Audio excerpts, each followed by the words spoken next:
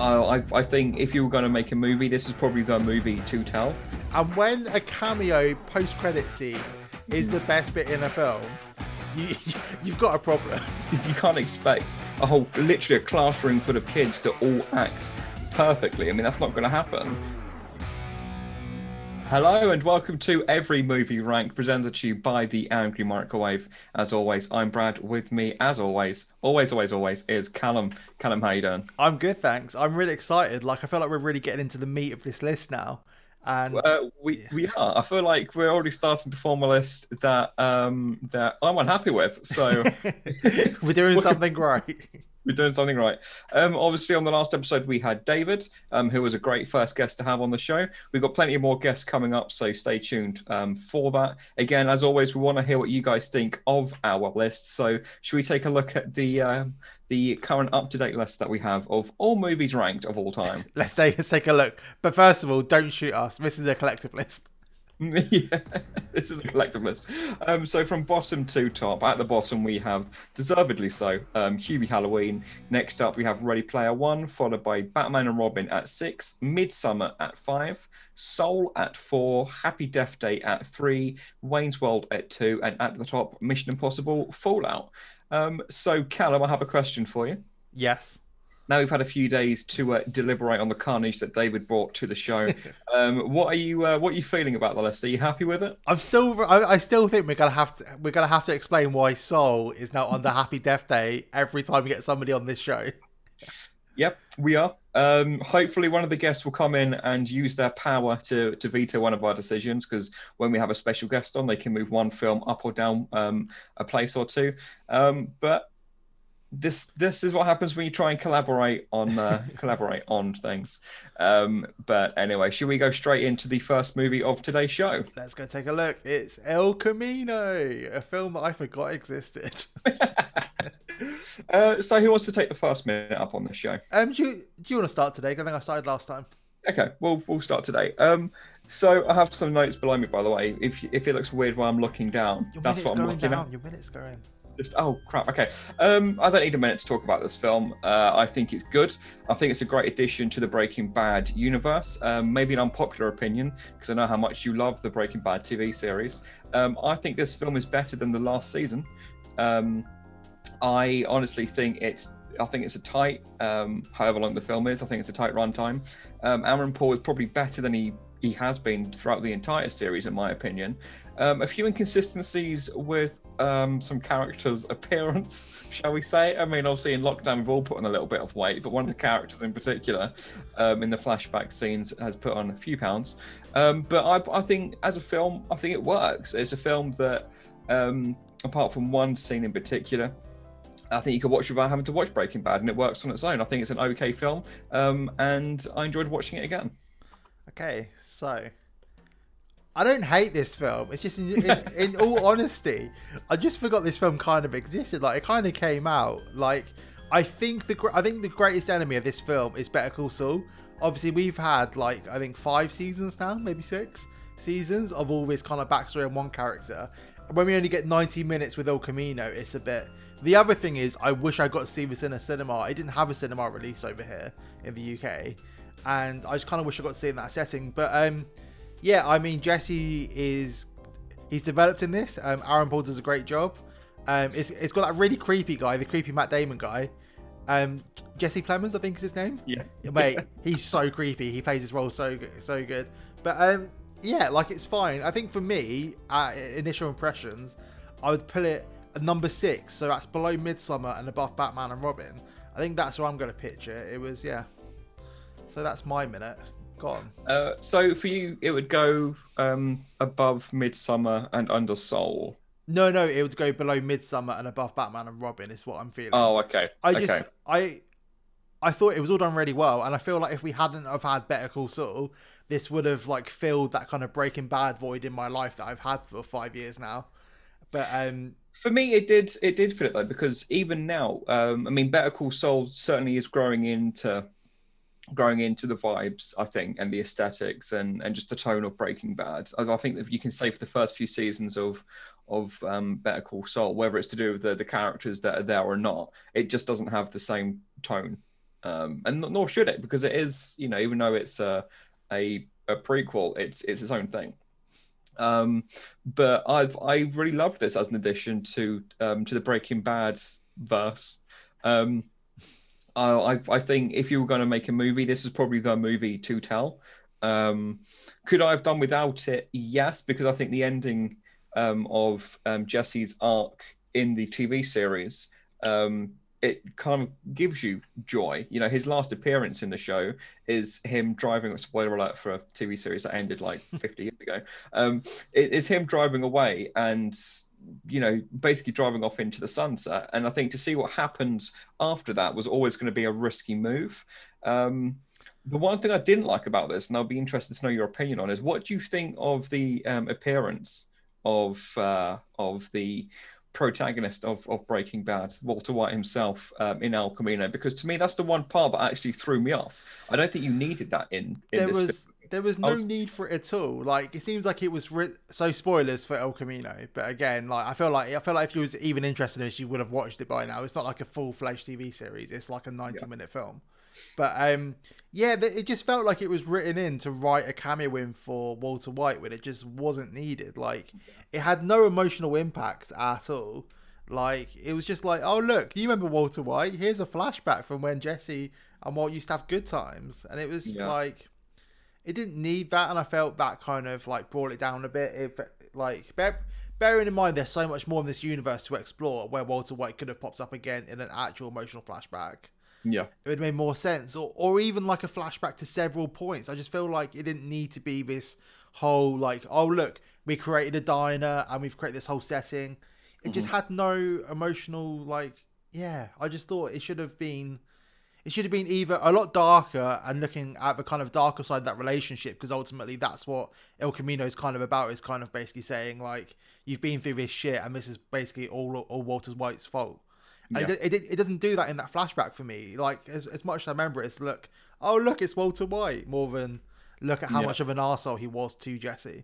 I think for me, the only flashback you needed was the one that opened the film, which was a great flashback to Mike and Jesse, where Mike's telling him, what are you going to do with your money? You should kind of run away and really get out of this life, which is what, again, spoiler alert, inevitably he does at the end. And I think that's the only flashback that you needed. And for me, the one thing that the appearance of Walter White does in this film is that it actually pumps the brakes on the what was to that point, I think, a really tight film that was gradually building pace, and it was really coming together. It just kind of pumped the brakes and the progress in that film for me. I mean, one of the other coolest things about this film was the whole kind of overhead camera movement, like when they're searching through the flat for the money, I think.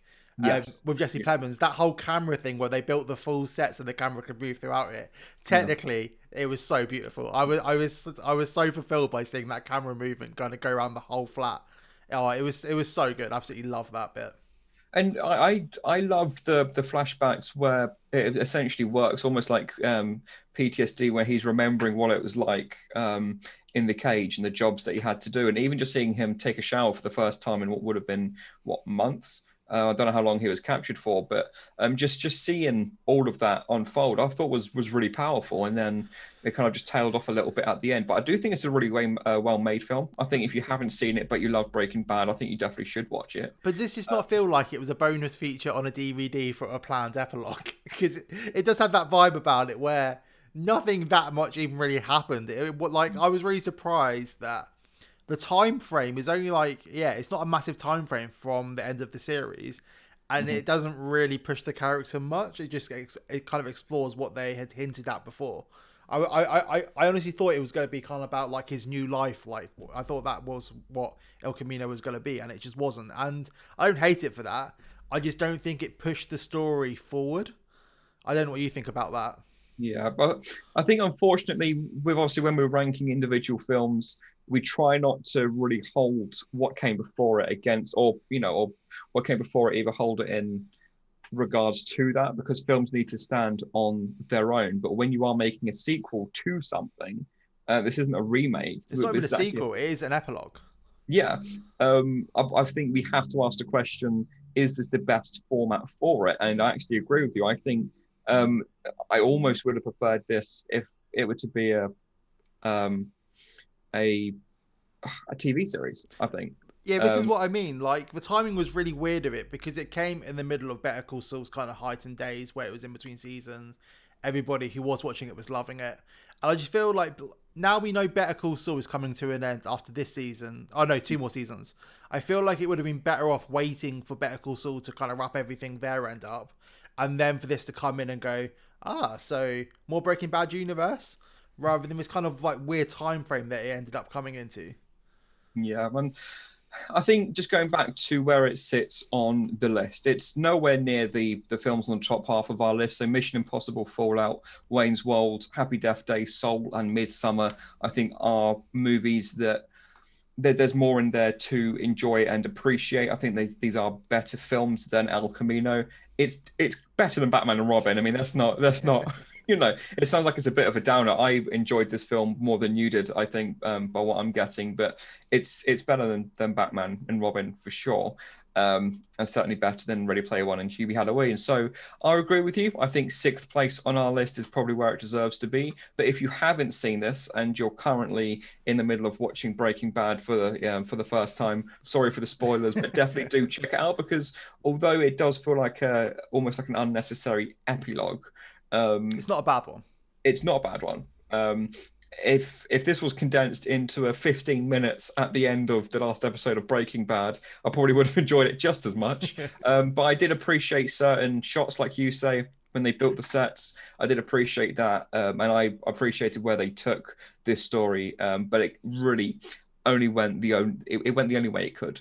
And Jesse Plemons was great in this. Like I can't pick up how creepy of a person Jesse Plemons can play. So I mean, yeah, the cast overall was great in this. Like everyone pulled their weight, and I feel like my issue with it is more of a screenplay issue rather than any individual kind of like cinematography, performance wise.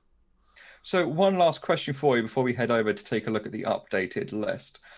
Would you like to see any more from the Breaking Bad universe that takes place after Breaking Bad? Obviously, we've had El Camino, we've got Better Call Saul, which is a spin-off, but also we have 5 seconds a season that is a sequel to Breaking Bad. Is there anything within this universe that you'd like to see a movie of? So not after, but I think Gus Fring is the obvious place you need to go to next. Like he had his whole world around him that was kind of going around. And there's so much like you could have a whole Narcos-esque kind of like Gus Fring series, and I just feel like that would be like that feels like the most fledged out thing to explore in that universe that so far. Bear in mind when he comes into Breaking Bad in season 3 or season 4, I can't remember exactly. He like his whole universe is already formed around him, and Yeah. we never really got to explore that apart from a few flashbacks. So I'd absolutely love to see like him creating his little empire and the kind of like drug wars that go underneath there. And I feel like that would be, as much as I love Better Call Saul, a Gus Fring series seems more fully fledged of a long term thing for me. So I think that'd be the obvious place to go next. But what about a sequel series? In terms of sequel, like I really enjoyed how they left Breaking Bad. It was one of the few series where they left out on a high at the height, but like they didn't Game of Thrones it where they left it go on a bit too long and then it kind of like it flippered out. Breaking Bad went out on a high, and for me, spoilers again for Breaking Bad, but you know, like 7-8 years too late now. Like he dies at the end, and I feel like Breaking Bad should end with Walter White Right. dying. And yeah, I just think if there was one movie that you could make from, and you're probably going to disagree with me because of how it ended, but bear with me here, and maybe jumping the shark a little bit. For me, what I always wanted from, and we get a little bit of this in Better Call Saul, but what I wanted, if we were ever going to have a movie that takes place after Breaking Bad, I would have loved to have seen a story about Mike. Now, I understand that Mike died in no, he definitely died. well, he got shot and he fell over. Maybe he just passed out. I don't know. Oh, But of all the characters that I could, if there was just to be a feature length, not a TV series, because I do think, like you say, with Gus and with Saul Goodman, there's more to tell there. and Mike is used perfectly in Better Call Saul. But I would love to just see a great little indie flick about a guy who wants to provide for his granddaughter, but everyone wants him dead. You know, I'd love to watch 90 minutes of that. Have that film. Just don't sell it afterwards. Just set it during Breaking Bad. There's no need to make it happen. Like you could literally have what is it? Is it called the Wolf from Pulp Fiction? You could basically have like a Mike-esque wolf kind of thing there going on, which would be great. But just don't set it after because he's dead. If you go back in and resurrect Mike, like I'm done. I'm out of Breaking Bad. Well, I think we are done with talking about this movie, but get hashtag Mike the movie trending, and we will see where that takes us. Shall we throw over now to the updated list? Yes. So. Okay, so we won't go through all the films again. We've already just gone through that, but I think, as I say, sitting at number 6 is probably where it deserves to be. I'm going to be interested to see where the films that we talk about later on in the show actually are being compared to these movies, because the problem with ranking every movie and not doing just comic book movies or indie movies or whatever is that we have so many different genres on this list. Next up is a comedy. Callum, do you want to take the lead on this, or I will happily take the lead. This should be number 1 on the list. It's Richard Linklater proving he can make like blockbuster films. It's got Jack Black in. It's an all-time classic, kind of like Home Alone, and I feel like we keep referencing Home Alone despite it not being listed yet. But it's one of those films that isn't a kid's film. It isn't an adult's film. It's a perfect family film in the truest sense. Everyone loves this film. Like, the cast is great. It's one of those weird films that has kids in, but they're not bad kid actors. Like there's no like really showy like Broadway kids or anything. It's just a great up story that feels genuine and heartened. The music's great in it. It's relatively simple, but you go on a journey. It's not like this has happened. It's a full on journey that you go on with these characters. And it's just so good. The soundtrack is great. I mean, it's even spawned a musical that's actually good. That kind of proves how decent of a film this is. And it's original. Like, we don't see these kind of films in Hollywood anymore. I just love this film so much. Okay. Throw over to my minute, please. Okay. I'm going to quickly read my notes that I have here. My notes read, Callum will put this at number 1. Those are my notes. Now, we'll talk about... Well, this is my 1 minute interrupter, so I'm going to say it now. I don't think it is number 1. I do think it's one of the funniest movies of all time. It suits any mood. I think if you're having a good day or a bad day, this movie will make you feel even better. I love the music. I actually think the music's good. I listened to the soundtrack. I think the music is great. It's got great supporting actors. I've completely forgot when I watched this recently that Sarah Silverman's in it. She plays a bit part. She's great. But how great is Jack Black? It's probably the best that he's been. I think Mission Impossible Fallout is a better movie. I think it's made a bit more competently, only because some of the stage stuff makes me cringe a little bit. Okay, well, let's debate it. Fight me on it. I think it's better than Wayne's World, and I couldn't have said that with David on the show last week. I do think it's better than Wayne's World, so I think this film's going to be top 2. If we're comparing it to Wayne's World, which is another comedy, this for me has more laughs a minute than what Wayne's World does. More heart. And more heart in it as well. More heart. It feels way more genuine. Like I love Wayne's World, but Wayne's World is very much, this is a skit, we're doing this. School of Rock feels like it's an actual heart behind it. I feel like it feels like it's made by actual people. Yeah, and actual people. But absolutely. I think Wayne's World, you could look at that and think this is a feature-length skit. This is a movie. It has beats. It does have heart, like you say. It's got great messages. Even what is normally the I don't know, the call to action part of the movie. It's probably even the call to action part of the movie, is it? But when he takes your CV, when he takes her out for a beer to try and convince them to do what he wants them to do with the music and the gigs and stuff like that, and the competitions. Just that scene itself, the way that it moves the story forward. Any opportunity it has to be funny, it is funny. And it's a really strong comedy, and you can know the jokes in your head, and you know when they're coming, but you laugh at them anyway because that's how good this film is. Yeah, it's really weird in that it's funny, but it doesn't make straight up jokes, which is weird for a family film. Like, there's no like, oh look, they're doing a comedy over there. Like there's no like slapstick or anything. It's just a naturally funny film, and I think the reason behind that is it's one of the few like big blockbuster films where they've let Jack Black be Jack Black. I'm a massive fan of Jack Black, and this is what I wanted from this. It's just him. It's just him doing him, which is very rare to see. Like, I think this is why we don't see much in Hollywood anymore, because he kind of gets, like people are worried that Jack Black is Jack Black, and we don't really allow him to do his thing. But like, let him do his thing with a great director, Richard Linklater, and this is what you get. It was the perfect collaboration between the two people here, in my opinion, and I think that's why it works, because it feels so genuine, because it is Jack Black collaborating with the director Richard Linklater here.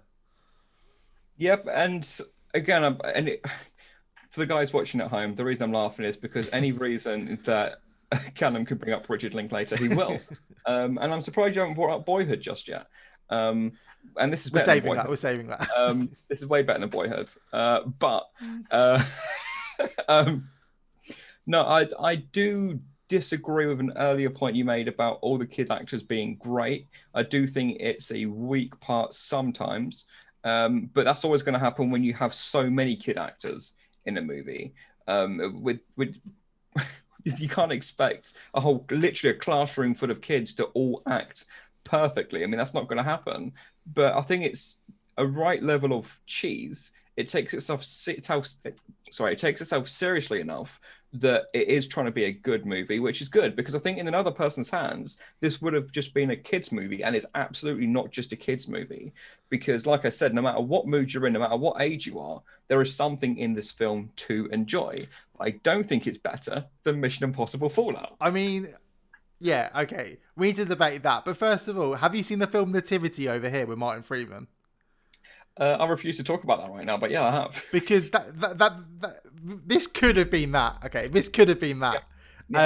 And somehow it just didn't become that. And I absolutely love it for that reason. It still feels I think a lot with films with like younger cast and stuff, it feels like it's shot so it's really easy for the kids to be there.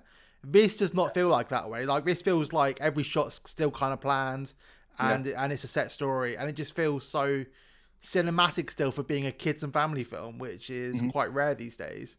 Well, it's interesting you say that, because the choreography, like you said, there's always something for kids to be doing. They're not just motionless dolls that are in the background until it's their turn to do something. There isn't the occasional bit where a Gormo kid's in the background just staring at the camera like this, like you often get in movies that feature kids and toddlers and things. But I do think it's a boatload of fun. And weirdly, this film doesn't do the classic family thing of basically reaching the final act and going, well, shit, we need to make this film come to an end. It feels like a full-on arc that was meant to be there the whole time. It wasn't like we need to finish it, let's make some really dramatic beat. It just all flows so well. Like, the whole finale is a great finale. It doesn't feel shoehorned in at all. I think that's probably one of the best bits of the film is the ending. I mean, even like the little epilogue, like where he's got his own little like music school, like that's just so heartwarming to see at the end, and I absolutely love that bit of the film. It's actually one of my favorite parts of the movie, the end credits, and it makes me laugh, and I'm still having fun. Like, I'm smiling from start to finish. For me, the key question is this a better comedy than what Mission Impossible Fallout is, an action movie? And for me, I think when you word it like that, it actually becomes a little bit closer for me. Because School of Rock's so much more than just a comedy, though. Yeah, and I guess that's right. I mean, but for me, Mission Impossible is also more than just a mindless like action movie. You know, there is a tight story there. So what are you thinking? Talk to me. You're having a real tough time, aren't you? It's really hard because I absolutely love Mission Impossible Fallout. And I love School of Rock, and they both do really different things for me. They're both films that I can put on halfway through and enjoy it, which is what the issue is. Like, they're both really watchable films with really talented people, really talented directors.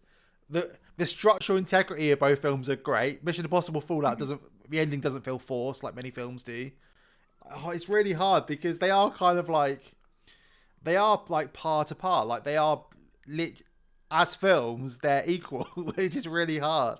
Yeah. Like, I feel like this may have to go to you because I'm on the fence. Like, I'm very slightly School of Rock over Mission Impossible Fallout, but I think that may just be because of the nostalgia of seeing School of Rock my whole life and Mission Impossible Fallout only coming out 2 years ago.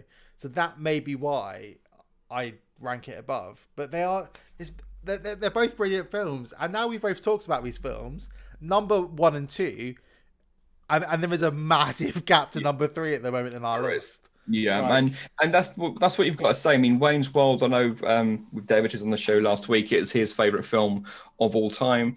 For me, just in terms of, like I said, if we're just looking at comedy versus comedy, this takes it. In terms of just how tight the script is, this takes it over Wayne's World. How great the performances are. For me, this takes it over Wayne's World. So yeah, for me, there is a gulf, a massive gulf between School of Rock and Wayne's World.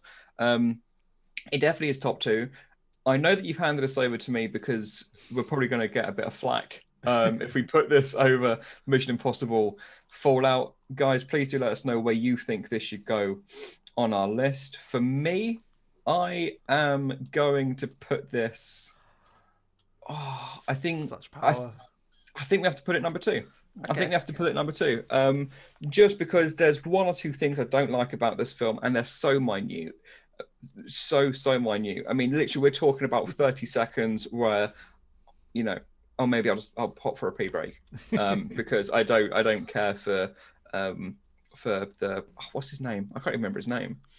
The guy that he's playing in this movie. Nedshny? Oh, it's not Nedshny. I don't know what his actual character name is though. I've seen him so many times. And I don't but when like he goes to school and he finds out that actually they've already got a supply teacher, or actually Jack Black's being a supply teacher or something like that. Clearly our stream doesn't agree with my opinion because it just cut me out then. I think it has to go number 2. But just by... That was tough though. I think that's been... 5 of a rating. 0.5. I think that's been the toughest decision we've had to make on this show so far. Let's take a look. So we'll run from bottom to top. Hubie Halloween, Ready Player One, Batman and Robin, El Camino, Midsummer, Soul, Happy Death Day, Wayne's World, and then School of Rock, and just ahead, by the tiniest of margins, Mission Impossible Fallout. So there is technically our current list of top 10 movies of all time, Callum. Do we think Zombieland Double Tap is going to get in there above Mission Impossible Fallout? So, do you want to chuck the minute my way? Yeah, chuck the minute my way. So when we're talking about top 10 films of all time, this isn't one of them. If we're talking about top 10 on our list, one's now got to give way. It's either going to be between this and Hubie Halloween. I think that's what we're talking about. At number 9, we've got Ready Player One, and as much as I don't like that film, I do think it's better than this. I think that personally, there's enough in Ready Player One for me to find it engaging, but Zombieland, it lost me. It lost me early on, and I just wasn't invested. There's one thing I liked about this movie, and that was one of the new supporting actresses. I thought she was hilarious, but I couldn't tell you her name. I couldn't tell you why. A lot of people found her annoying, but I thought it was a nice addition. But I didn't care for the characters, and it's crazy to think that in the original, I loved the characters so much that in the sequel, I wouldn't give a shit what happened to them. Yeah, so Zombieland is kind of like one of our family classic films that we always put on. So when this film was coming out, it kind of came out of nowhere. And like, as fans of the original film, nobody was asking for this. It feels very much like there was a Hollywood boardroom and they were like, we need some money. Let's make a film. What can we make a sequel to? There was no reason for this. I mean, I think like, the comedy of 10 years ago is a lot harder to kind of keep up, especially with like Woody Harrelson's character, and they kind of joke about that a bit, but it just doesn't work. No. I just don't even like. There's not really even a story to tell here. Like I watched it a year ago, and I can't really even recall the story that much. Like the young girl goes away, right, and then they have to go and find her again, and that's basically and that's basically the story. It's just so unneeded. Like, it's nowhere near as bad as Hubie Halloween because those characters were already set in stone and we already had a relationship with them. But, like, you don't have to talk anymore, mate. Don't worry about it. Your time's up.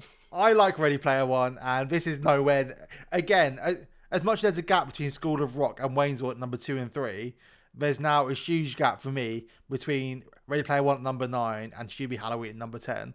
And this conversation, like you said, is going to be: is it better or worse than Hubie Halloween?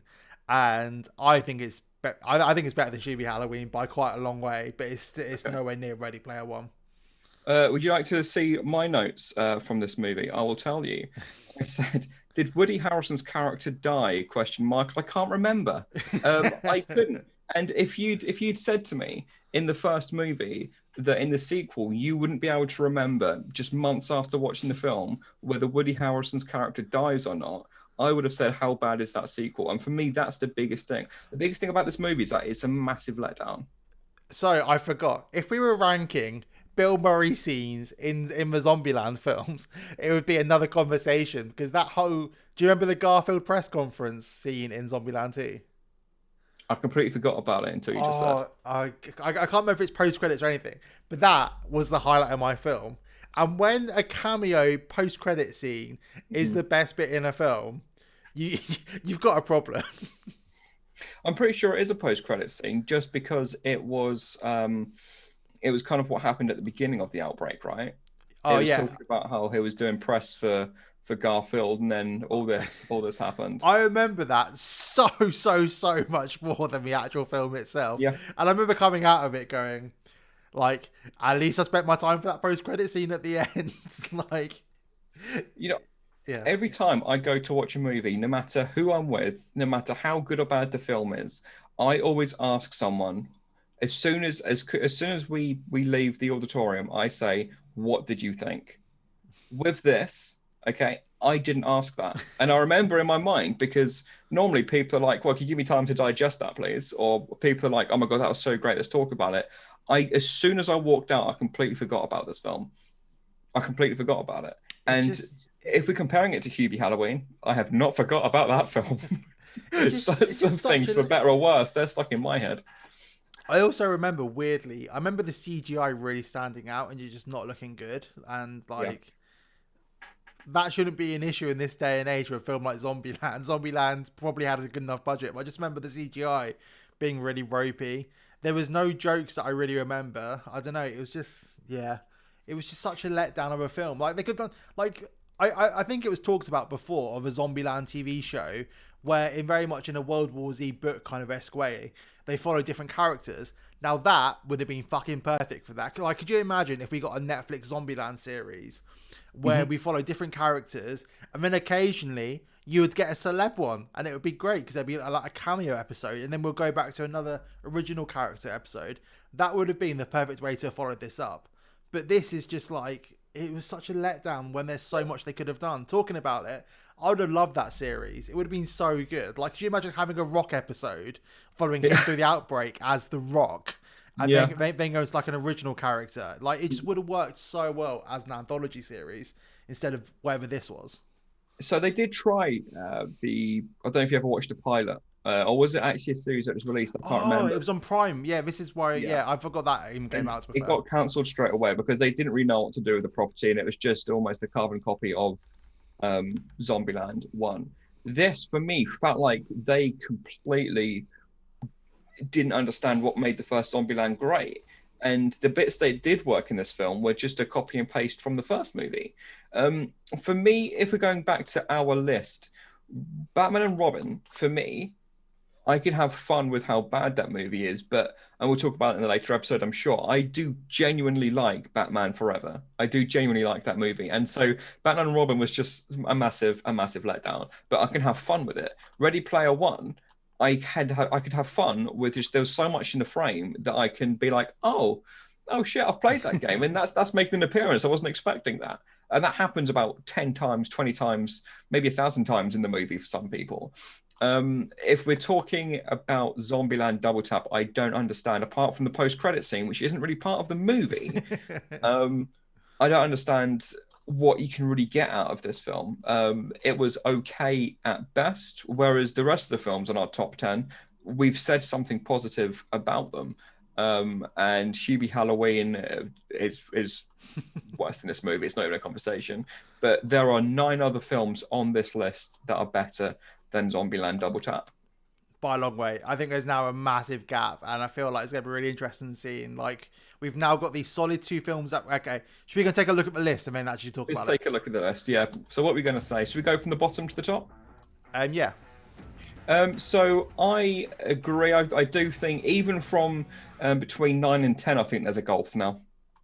I think when we were ranking Ready Player One, we only had a few films on the list at that point, and so it seemed like the worst film in the world at that stage.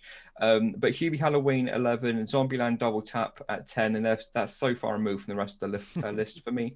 Ready Player One, followed by Batman and Robin, El Camino at 7, Midsummer at 6. At 5, we've got Soul. In 4th place, we've got Happy Death Day. At 3rd, we've got Wayne's World, and then really the top 2, which is far and away better than the rest of the list. We've got School of Rock and Mission and Impossible Fallout. So your thoughts on the now 11 films we have on this list, Callum? Yeah, same as you. I think there's 3 really like distinctive chunks that have come out of this now. We've got Mission Impossible School of Rock at the top, which are superb films. And then we've got the kind of like medium tier films, which are like, I would watch if they was on TV, but I maybe wouldn't go back and watch them specifically. Yeah. And then we've got the 2... There's not even stinkers. There's one stinker and one film that I've forgotten about completely after I came out of the cinema. So it's really interesting to see these kind of like chunks come out now. And I feel like Midsummer or El Camino at number 6 or 7 is the kind of like, is it better or is it worse? And then we should start going from there at the moment. How about you? Well, I'm excited to see how films are going to fit in with the list, this list, because now I do think we do have 3 tiers. I think we've got 2 films at the bottom of the list. We have films that I think are going to become interchangeable, and I think when we have guests on the show and we give them the power at the top end of their appearances to move a film up or down the list, I think there's room for some of those films to move up or down. But then, yeah, we do have at the peak of the mountain, we have School of Rock and Mission Impossible, which I think are going to be up there for some time. If they're not up there for some time, then it's going to be down to our guests really convincing us otherwise, which could happen because we thought Soul was going to be the top of this list, and then David came in on the last show and completely changed our minds. And if you haven't seen that episode, guys, please be sure to check that out, because he was a great guest, and he really did do some mind manipulation on us when it came to our opinion of what was at that point our favorite film of the year, and then found itself in 5th place on our list.